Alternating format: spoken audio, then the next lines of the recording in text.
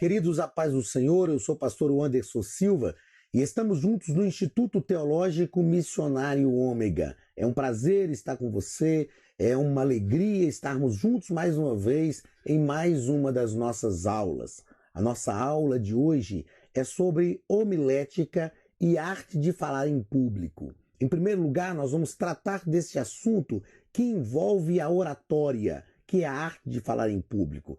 Vamos compreender o que é a oratória, a importância da oratória, a importância de se saber falar bem e o que fazer para ter esta condição de falar bem.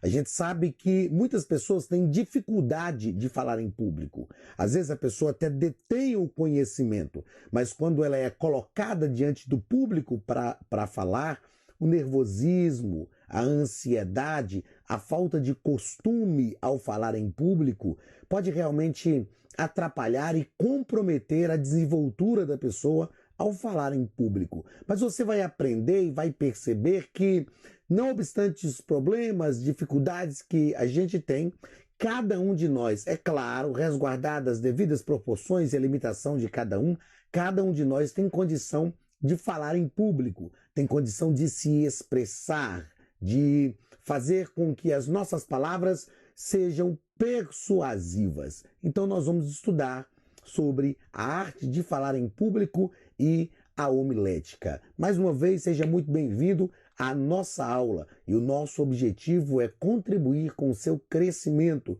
para que você seja cada vez um instrumento de Deus mais afinado para crescimento do reino e glorificação do nome de Jesus. Então, em primeiro lugar, antes de tratar da homilética, que é a arte de preparar e pregar sermões, vamos fazer uma introdução da aula falando sobre a oratória. O que é a oratória? A oratória é a arte de falar em público de forma estruturada e deliberada, com a intenção de informar, influenciar ou entreter os ouvintes. Então veja bem, a oratória é a arte de falar em público de forma estruturada e deliberada. O que é algo estruturado? É algo formado, é algo trabalhado para cumprir um objetivo. E deliberado é aquilo que a gente faz porque quer, que a gente faz intencionalmente, de forma deliberada. A oratória, como nós acabamos de dizer, o objetivo dela, a intenção dela é informar, influenciar ou entreter as pessoas. Quando nós estamos pregando, é claro que a gente não está entretendo as pessoas, mas estamos informando e influenciando. A oratória refere-se ainda ao conjunto de regras e técnicas adequadas para produzir e apresentar um discurso e apurar as qualidades pessoais do orador. Então existem técnicas, aliás, algumas técnicas, algumas normas que são importantes no momento da oratória. Por exemplo, todos nós temos dificuldades e limitações. E quem mais sabe das minhas dificuldades e limitações sou eu. Mas eu preciso entender, e você precisa compreender, tendo também dificuldades e limitações, você precisa compreender que o público, as pessoas que estão te ouvindo, talvez não conhecem as suas dificuldades e as suas limitações, não sabe delas e talvez nunca saberá. Então, uma das normas importantes dentro da oratória é nós não chamarmos atenção para aquilo que já é uma dificuldade para a gente. Por exemplo, é muito comum no meio evangélico, antes de começar a falar, as pessoas dizerem o seguinte: ó, irmãos, eu vou aqui pregar ou eu vou cantar, mas eu queria que você não reparasse na minha voz, porque hoje eu estou com um problema de garganta, estou afônico e a minha voz não está muito boa. Ou seja, se você não fala isso, talvez as pessoas nem vão desconfiar, nem vão perceber que você está enfrentando uma dificuldade na voz. Mas quando você fala, você chama a atenção das pessoas para aquilo que já é uma dificuldade que você está enfrentando naquele momento. Outra técnica importante, norma importante da oratória, é sempre dominar o assunto que nós nos propomos a falar. Porque quanto mais nós dominarmos o assunto, mais segurança a gente terá para falar. No caso da homilética, nós vamos aprender aqui alguns caminhos que nós devemos passar para preparar um sermão, para formar um sermão, para analisar o texto bíblico, para conhecer o texto bíblico. E quando nós obedecemos esses critérios, nós ficamos muito mais seguros daquilo que a gente vai falar. Ou seja, eu sempre ensino, nunca se proponha a falar de um assunto que você não domina.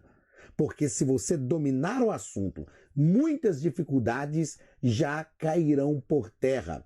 Outra coisa importante, uma norma áurea da oratória, é você sempre falar olhando para as pessoas, olhando no olho das pessoas, porque isto faz com que as pessoas compreendam que você está, além de seguro daquilo que está falando, você quer que elas realmente absorvam o que você está ensinando. Nunca falar olhando para o lado. Tem pessoas que começam a falar e sempre fixam um ponto. E ficam falando e olhando para o lado. E as pessoas estão aqui, ó, olhando para você e você olhando para um lado. Não, olhe no olho das pessoas. Olhe no olho das pessoas. Eu sei que existem pessoas que têm dificuldades de fazer isso. Como eu disse, a dificuldade que a gente tem de falar olhando no olho de alguém é porque a gente conhece as nossas limitações e acredita que as pessoas vão perceber essas limitações. E aí eu sempre deixo uma dica para ajudar as pessoas que têm dificuldade de falar olhando no olho. É você falar diante do espelho, olhando nos seus próprios olhos. Porque o medo não é realmente das pessoas. O medo é da gente mesmo e das limitações que a gente tem. Então, falar com calma, olhando no olho das pessoas. Outra norma importante da oratória é você falar de forma compassada. Eu acredito que você que é nosso aluno aqui no Instituto Teológico Missionário Ômega e já assistiu outras aulas minhas, sabe que eu falo muito rápido. Eu me lembro do meu professor de homilética no seminário, na faculdade teológica, ele disse o seguinte: olha, Anderson, a sua sorte que você tem boa dicção, porque você fala muito rápido. Então é preciso atentar para isto. Quem não tem boa dicção tem que ter cuidado nesta forma, né? Nesse compasso das palavras. Falar mais devagar, respirar bem, que é uma norma importante também. Principalmente na pregação, a gente aprender a respirar pelas narinas, respirar realmente pelo nariz e falar. Então você enche o pulmão de ar e fala. Para que não aconteça, e aqui já deixo uma dica que a gente vê acontecer muito, principalmente conosco, os pregadores pentecostais, a pessoa começa a falar com muita eloquência e puxa o ar pela boca. Então, nítido, é patente, quando o pregador está respirando de forma, respirando pela boca, ou seja, ele vai falando, meus irmãos e meus queridos irmãos, estamos aqui nessa noite, e dá esse som no microfone. Ou seja, nós devemos falar respirando realmente pelo nariz. Enche o pulmão de ar e fala, enche o pulmão de ar e fala novamente. Então, este ritmo, este compasso das palavras é muito importante. Outra coisa importante é a nossa dicção. Principalmente nós, os mineiros, não é? Nós atropelamos muitas palavras. A gente não fala sábado passado, a gente fala sábado passado.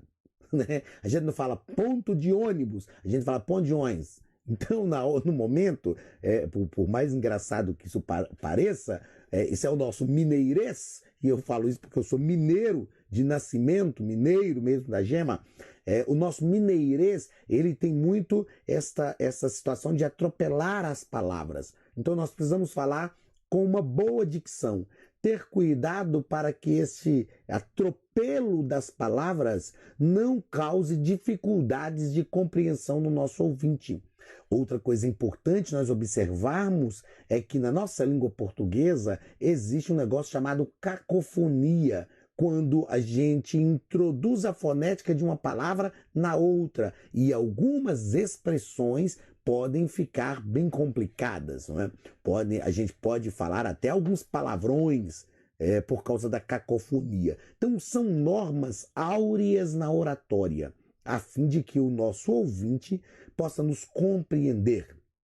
Na oratória, nós temos também o que chamamos de expressão verbal e expressão não verbal. A expressão verbal são as nossas palavras, e eu já disse aqui, falei desse compasso das palavras, de uma boa dicção. Uma coisa muito importante para melhorar a nossa expressão verbal é ler. Porque quando nós lemos, nós criamos uma capacidade de raciocínio muito melhor. E no momento de uma pregação, nós estamos com uma capacidade de raciocínio intensa, porque a gente está falando, raciocinando ao mesmo tempo, interpretando ao mesmo tempo. Então a pregação é isso. O discurso que a gente escreve e lê é diferente, mas no momento de uma pregação eloquente, principalmente no contexto pentecostal, o nosso raciocínio está trabalhando muito rápido. É muito intenso o raciocínio. Então, ler nos ajuda no raciocínio, nos ajuda a raciocinar melhor. Ler também nos ajuda a ter um vocabulário mais erudito, um vocabulário mais refinado. Embora eu já deixo aqui a dica de que no momento da pregação, e eu falo isso quando estiver na prática falando da homilética, no momento da pregação, nós temos como ouvintes príncipes e crianças. E nós precisamos de uma linguagem, de um vocabulário que atinja príncipes e crianças. Então, eu sempre sugiro, aconselho aquele que está falando, que está pregando, evitar termos muito técnicos, evitar termos muito teológicos. É lógico que você pode usar esses termos, desde que você explique esses termos, a fim de que o seu ouvinte compreenda na prática o que isso quer dizer. Porque às vezes parece bonito a gente usar, meus irmãos, conforme as normas hermenêuticas neste texto. Olha, nem todo mundo sabe o que é hermenêutica. Conforme as normas exegéticas, nem todo mundo sabe o que é exegese, né? Homileticamente falando, nem todo mundo sabe o que é homilética. Então, a pregação, ela tem o objetivo de levar o nosso ouvinte à prática. A gente precisa ser claro, a gente precisa ser conciso, a gente precisa falar de forma que o público que está nos ouvindo compreenda muito bem. A gente sabe também, tratando aqui da oratória com esse viés homilético, né? A gente sabe que nós que somos crentes, nós muitas vezes falamos em congregações com diversidades intensas, extremas, não é? Então, se você vai pregar numa congregação, você precisa fazer a leitura daquele público que está te ouvindo. Então, você vai pregar no interior, lá na roça mesmo, onde as pessoas são simples, estão trabalhando na roça o dia inteiro, tem um vocabulário simples. Então, você precisa usar o vocabulário que alcance aquelas pessoas.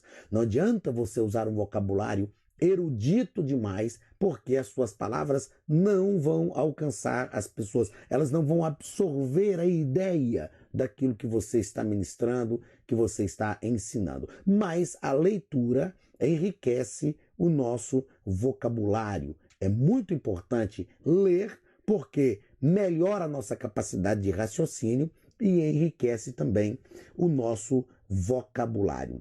Muito bem. A oratória, então, refere-se a essas normas, essas regras adequadas para produzir e apresentar um discurso e apurar as qualidades pessoais do orador. Então, um pouco da história da oratória é a seguinte: na Grécia Antiga, e também para um orador romano, né, a oratória dos romanos, a oratória dos gregos e a retórica dos romanos. Os romanos falavam muito de retórica, e eu já explico o que é essa ideia da retórica. Mas na Grécia Antiga e também para um orador romano, a oratória era estudada como um componente da retórica, ou seja, a composição e a apresentação de discursos e era considerada uma importante habilidade na vida pública e privada. No mundo grego, assim como no mundo romano, eles acreditavam, e é uma realidade, que aqueles que dominam as normas da oratória, da retórica. O que é a retórica? É quando eu consigo discutir ideias e apresentar estas ideias de forma convincente. Então eles acreditavam que aqueles que dominavam as normas da oratória e da retórica dominavam também um público. E isto é verdade, não é? Nós temos a necessidade real de conversar com as pessoas, de persuadir. Eu falo que no momento de uma pregação, que é o nosso foco principal aqui, analisando a retórica, a oratória, mas com essa ideia, com esse viés homilético, né? Objetivando a pregação da palavra de Deus, eu sempre falo que numa pregação a gente toma a mente do ouvinte emprestada, caminha com a mente dele durante toda a mensagem e a fim de fazê-lo compreender a mensagem da palavra de Deus. Porque não adianta nós falarmos se esta compreensão da mensagem não for absorvida pelo nosso ouvinte. Então, para os gregos e para os romanos, dominar a arte de falar em público era muito importante. E a oratória tem sido essencial em todas as áreas do conhecimento humano. Eu acredito que você, como eu, já teve aquele professor que você ouvia as aulas dele, participava das aulas dele e tinha o seguinte pensamento: ele sabe muito, mas ele não consegue transmitir o conhecimento. Isso é algo difícil, quando a pessoa não consegue transmitir aquilo que ela quer, quando o receptador da mensagem não consegue compreender com clareza a mensagem por causa de alguns vícios na comunicação. E nós precisamos entender que ao pregar a palavra de Deus, nós somos ou devemos ser exímios comunicadores. O tempo inteiro de uma ministração, desta aula, por exemplo, que nós já estamos aqui, eu estou comunicando e eu preciso ser exímio comunicador, a fim de te fazer compreender bem aquilo que eu estou expressando. Eu ia dizendo, quando eu falei da questão verbal, né? Eu ia dizendo e acabei passando aqui para esta questão de ser um exímio comunicador. Mas existe a comunicação na oratória, né, na homilética e na oratória, existe a comunicação verbal e a comunicação não verbal. Então a comunicação verbal são as palavras. E eu disse que a leitura vai nos ajudar muito nisso. Mas existe também a comunicação não verbal, que são os nossos gestos, a nossa expressão facial. Isso é a comunicação não verbal. E a comunicação não verbal é tão importante quanto a comunicação verbal. Porque se com a comunicação verbal você está ouvindo as palavras, eu estou colocando as palavras de forma correta, a fim de que você entenda, compreenda e absorva o conhecimento, na comunicação não verbal, toda a minha gesticulação, toda a minha expressão facial está sendo absorvida pelo subconsciente da pessoa. Eu me lembro de quando fiz um curso de psicologia pastoral, que o professor nos dizia que nós precisamos de gestos mais arredondados. Às vezes os nossos gestos são muito incisivos, e esses gestos incisivos, eles são realmente importantes, mas no momento certo, da forma correta, a fim de fazer com que o subconsciente do nosso ouvinte entenda a incisividade desses gestos. Então nós precisamos de gestos mais arredondados, gestos com os braços mais abertos, de forma que não sejam gestos agressivos. É lógico que dependendo do que eu estou falando, se eu estou pregando, por exemplo, dizendo: irmãos, Cristo é a nossa força. Este gesto que eu faço, quando eu faço isso, olha só, e a musculatura do braço fica contraída, veja bem que a musculatura do braço fica toda contraída, esse tipo de gesto, ele é incisivo, mas necessário. Quando eu digo Cristo é a nossa força, com ele estamos seguros, isto é muito importante, porque o subconsciente da pessoa vai absorver isso. Se eu falo com a pessoa: você precisa se arrepender dos seus pecados, veja que este gesto é um gesto incisivo, mas eu não posso usar este gesto o tempo inteiro, porque senão essa comunicação essa expressão não verbal fica muito agressiva. Então eu tenho que usar gestos suaves, mais arredondados, dedos mais abertos. Isso é importante. É lógico que isso é um treinamento que a gente faz com o tempo e a gente vai absorvendo tudo isso, mas é importante atentar para esse tipo de coisa. Então a oratória tem sido essencial em todas as áreas do conhecimento humano, já que todas elas necessitam de uma boa transmissão para o seu desenvolvimento. Então é importante uma boa transmissão da palavra de Deus para o seu desenvolvimento. Olha, na oratória, como em qualquer outra forma de comunicação, existem 5 elementos. Existem 5 elementos importantes na oratória, na comunicação geral, que são básicos a considerar, né? Muitas vezes expressos como. Quais são esses 5 elementos que são importantes considerar para que haja uma boa comunicação, uma boa oratória? Primeiro, quem diz? Quem está comunicando? Quem está falando? Segundo, o que diz? Ou seja, o que eu estou comunicando, o que eu estou falando? Terceiro, a quem diz? A quem eu estou comunicando, a quem eu estou falando? Qual é o alvo? Qual é o receptor da minha mensagem? Quarto, por que meio? Qual é o meio que eu estou utilizando? Por exemplo, quando a gente estuda a oratória de Cristo, nós vamos perceber que Jesus sempre falava de forma que os ouvintes conseguiam compreendê-lo. Jesus usava parábolas, ou seja, Jesus usava figuras de linguagens voltadas para aquele tempo, naquele contexto que ele estava falando, a fim de que as pessoas compreendessem. E o resultado disso é que as pessoas olhavam para Jesus e diziam, ele fala com autoridade. É claro que nós sabemos que essa autoridade estava ligada à unção do Espírito que estava sobre a vida de Cristo. Mas essa autoridade estava ligada também à maneira como ele falava, à maneira como ele transmitia a mensagem. Então, o último elemento essencial é com quais efeitos. Quais os efeitos da minha comunicação? Quando eu estou falando, quando eu estou comunicando, quais os efeitos? Eu estou alcançando os meus objetivos? Eu estou realmente chegando onde eu quero, atingindo os objetivos que eu me proponho? Então, o propósito de falar em público pode variar da simples transmissão de informações à necessidade de motivar as pessoas a agir ou simplesmente contar uma história. Os bons oradores devem ser capazes de alterar as emoções dos ouvintes e não apenas informá-los. Eu sempre digo que o conhecimento verdadeiro é aquele que passa de um coração para o outro e não somente de uma mente para outra.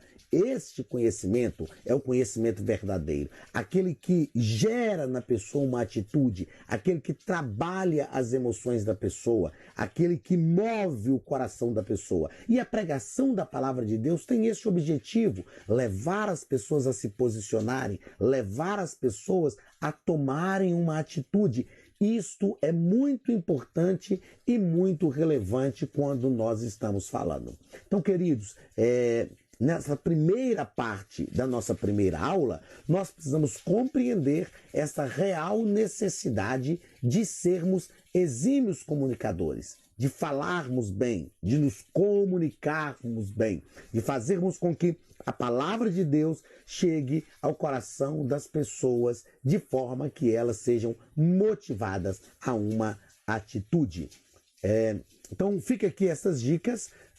É sempre muito importante nós vencermos as nossas limitações. Fale olhando para o espelho, fale olhando para os teus olhos, porque isso vai te ajudar a vencer esta dificuldade de encarar o público. Quando estiver diante das pessoas, fale olhando, como eu disse, nos olhos das pessoas. Não fixe um ponto e olhe para o lado, mas fale realmente olhando nos olhos das pessoas. E com toda certeza, a graça de Deus sobre a sua vida, a unção de Deus sobre a sua vida, o preparo de uma mensagem, sem dúvida nenhuma, vai te capacitar, vai te condicionar a ser um excelente pregador da palavra de Deus. Então vamos à homilética. Homilética. O que é a homilética? De onde vem este termo? O termo homilética vem do grego homiléu, que é mensagear. A tradução seria mensagear. Nós não temos este verbo, mensagear, transmitir uma mensagem. Então, homiléu quer dizer a arte de pregar, a arte de se comunicar, de transmitir uma mensagem. Quando nós pensamos em pregação, nós estamos falando de uma mensagem que expõe a palavra de Deus. A pregação não é um simples discurso. A pregação é uma mensagem que expõe a palavra de Deus. Isto é muito importante nós compreendermos, né? Este termo homilética quer dizer, na prática, a arte de preparar e pregar sermões. Por que a arte de preparar e pregar sermões? Porque antes de pregar um sermão, nós entendemos que devemos preparar, devemos estudar. Outra coisa importante a se dizer é que essa preparação não exclui da nossa vida a graça de Deus, a unção do Espírito Santo, o poder de Deus sobre a nossa vida. Não exclui isso da nossa vida. Nós pregamos inspirados por Deus, movidos pelo Espírito, porém nós nos preparamos, porque essa é a parte humana, é o fator humano na mensagem. Qual é a importância da homilética? A homilética ela é extremamente importante para a pregação do Evangelho. A pregação tem um objetivo diferente do ensino. O ensino tem o objetivo de construir o conhecimento. A pregação tem o objetivo de convencer. Embora eu sempre ensino que na pregação é preciso haver aprendizado, mas o objetivo da pregação é diferente. O conhecimento ocorre com a troca de informações, não é? Então, no momento que estamos ensinando, nós não somos os donos da verdade. Ah, professor, mas você é o professor e está ensinando e você não é o dono da verdade? Não. É muito comum numa aula, quando somos abordados por um aluno, a gente fala, me desculpe que eu me equivoquei nisso aqui. Isso é comum de acontecer. E a gente que ensina precisa entender isso e retroceder quando é necessário e não continuar ensinando aquilo que é errado. A pregação ela tem um objetivo diferente, ela tem um objetivo de convencer. Na pregação, nós não pregamos sobre textos duvidosos, sobre textos conflitantes da Bíblia. Nós não pregamos sobre isso. Na pregação nós pregamos sobre textos que sejam compreensíveis e nós vamos aclarar a compreensão do nosso ouvinte. No momento da pregação, você é o dono da verdade. No momento da pregação, nós devemos usar a seguinte expressão: assim diz o Senhor. Esta é a vontade de Deus. Não pode ficar dúvidas. É importante saber disso para que a gente pregue somente aquilo que a Bíblia realmente diz. Porque ao final de uma mensagem, todo ouvinte tem direito de te abordar e falar: pastor, pregador, você disse isso durante a sua mensagem. Por que você disse isso? Baseado em que você disse isso? O ouvinte, ele tem esse direito e nós não podemos apelar com ele dizendo: não, você está sendo usado pelo diabo para perturbar a minha vida, para confundir a minha mente. Não, porque quando nós estamos pregando, nós temos que usar argumentos sólidos, bíblicos e teológicos. Então, a homilética é extremamente importante na pregação do Evangelho. Jesus disse que nós deveríamos fazer discípulos de todas as nações, ensinando-os a guardar todas as coisas. O discipulado está mais voltado para o ensino, mas Jesus disse que nós deveríamos pregar o Evangelho a toda criatura. Não é? Quem crê, Jesus disse: ide, pregai, quem crer e for batizado será salvo, mas quem não crer será condenado. Ou seja, a pregação tem que ser convincente, ela tem que ser estruturada e tem que ser também convincente. Outra coisa importante nós entendermos na homilética é que a homilética é uma ferramenta da pregação do Evangelho.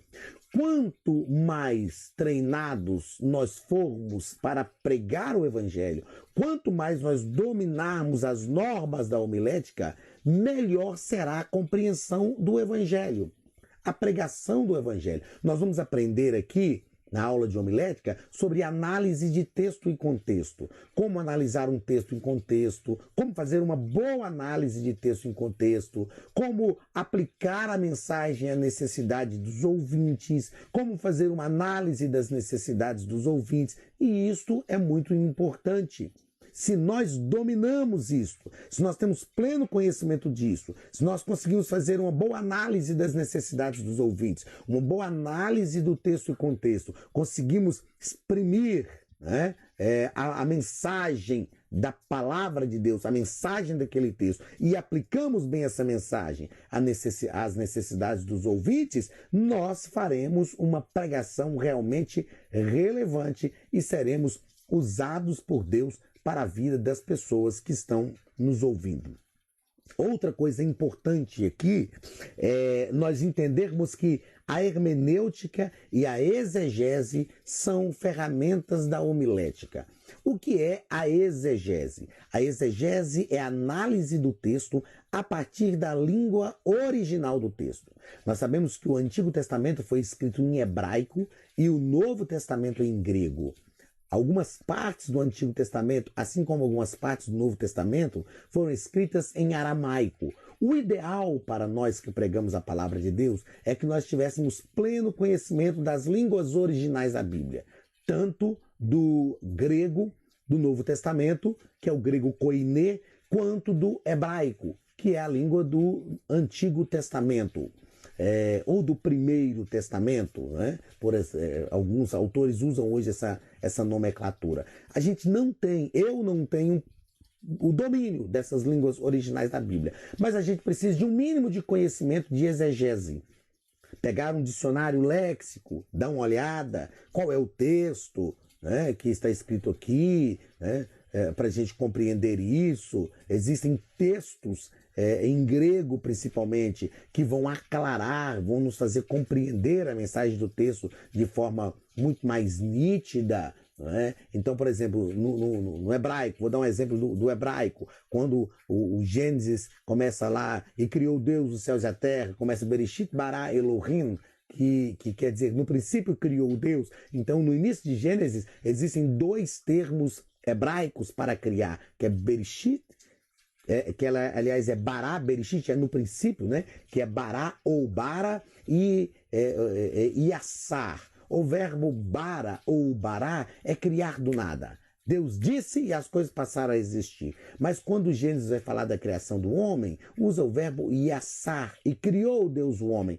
Yassar, ou seja, é criar a partir de uma matéria-prima, a partir de alguma coisa. E isto melhora a nossa compreensão do texto. Quando a Bíblia fala, por exemplo, que Deus soprou nas narinas do homem um fôlego de vida e ele se tornou alma vivente, em grego, na tradução da Bíblia para o grego, a Vulgata Latina, aliás, na Septuaginta, que a Vulgata Latina foi para o latim, né? Foi o latim vulgar, ou latim comum. Mas na Septuaginta, a Bíblia foi toda traduzida para o grego. Na Septuaginta, a tradução é theopneustos, que é xeos do grego, mais pneuma, que é vento. E theopneus quer dizer, Deus soprou nas narinas do homem o fôlego de vida. Esse soprar é o theopneustos, é o hálito de Deus, a bafejada de Deus, ou seja, é o sopro de Deus. Então é importante fazer essa análise essa análise exegética do texto. É importante também fazer a análise hermenêutica, porque a homilética vai usar tanto a exegese quanto a hermenêutica como ferramentas. Eu já disse o que é a exegese, que é a análise do texto a partir da língua original. Agora, o que é a hermenêutica? É a análise do texto a partir do seu contexto. Então, é analisar o texto a partir do contexto que ele está escrito. Deixa eu tomar uma aguinha. Existe dois tipos de contextos: contexto imediato e contexto mediato, ou contexto remoto. O contexto imediato é aquele que está ali. perto do texto. E o contexto imediato ou remoto é aquele que está distante do texto. Esse conhecimento hermenêutico é extremamente importante e relevante para a análise do texto bíblico. É necessário ter um conhecimento de hermenêutica para analisar o texto bíblico. Nós vamos, na próxima aula, iniciar falando sobre 10 passos para uma boa hermenêutica. E logo após vamos falar de análise de texto e contexto, porque é impossível pregar um bom sermão sem fazer uma boa análise do texto. Embora nós não vamos dar aqui uma aula de hermenêutica, mas nós vamos pensar em 10 passos para uma boa hermenêutica e com toda certeza você vai compreender que analisar o texto hermeneuticamente falando é importante para a compreensão da mensagem do texto, a fim de que a gente pregue uma mensagem que o texto realmente diz e não crie uma mensagem que não é expressa pelo texto. O texto da Bíblia merece respeito. Nós vamos falar sobre isso na nossa próxima aula. Deus te abençoe. E que esta aula tenha sido proveitosa para você compreender a importância da oratória, mas também a importância da homilética. Deus te abençoe. Um grande abraço do pastor Anderson Silva e até a próxima aula em nome de Jesus. Você está ouvindo Web Rádio Servindo com Amor. 24 horas com você.